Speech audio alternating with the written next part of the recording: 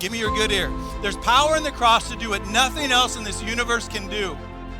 Number one, it's to turn away the wrath of God. Number two, it's to take away sin. Come on, I'm telling you guys. It's to reconcile God and man so that there is peace to do what nothing else can do. It's to bring you in peace with the God of the universe again. It's to reconcile, to bring two warring parties back together again. Only the cross can do this, and this is the power of God unto salvation. To all that who believe, to the Jew first and then Greek, this is the greatest message of the Bible, you guys. But the moment man's wisdom touches the cross, it will only do one thing. It guts the cross of its potency. Without fail, it strips the cross of its offensiveness, and it'll always make the cross of Christ into something that it's not, and then the power is gone.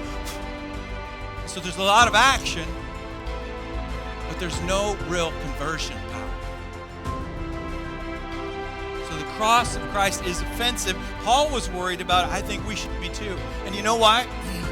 Why did God choose, you guys, Roman crucifixion as the metaphor for the Christian life?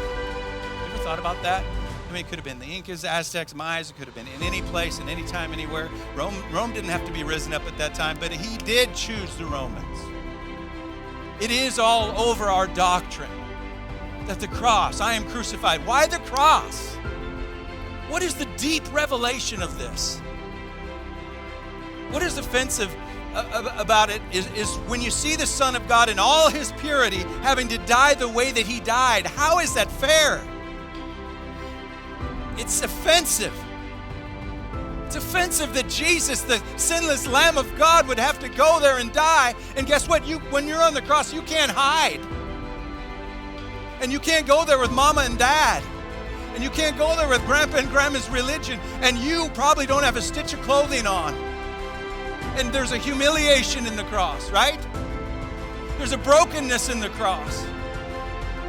And the cross leaves no man to hide. And it's literally, it's you and Jesus, you and Jesus, you and Jesus, right? Wow. The cross does exactly what it does. Christ suffered unspeakably on a cross and died. And it speaks this, that sin is not trivial to God. Sin matters to God even today. Did you know that? It matters to God even today. The things we struggle with, the things that Jesus died for, to give us the ability to nail that thing once and for all right to the cross and let the body of flesh die and be buried, and the guilt of sin buried, and the resurrection life come into our lives, you guys. That's still the power of the cross. Still the power of the cross today, you guys.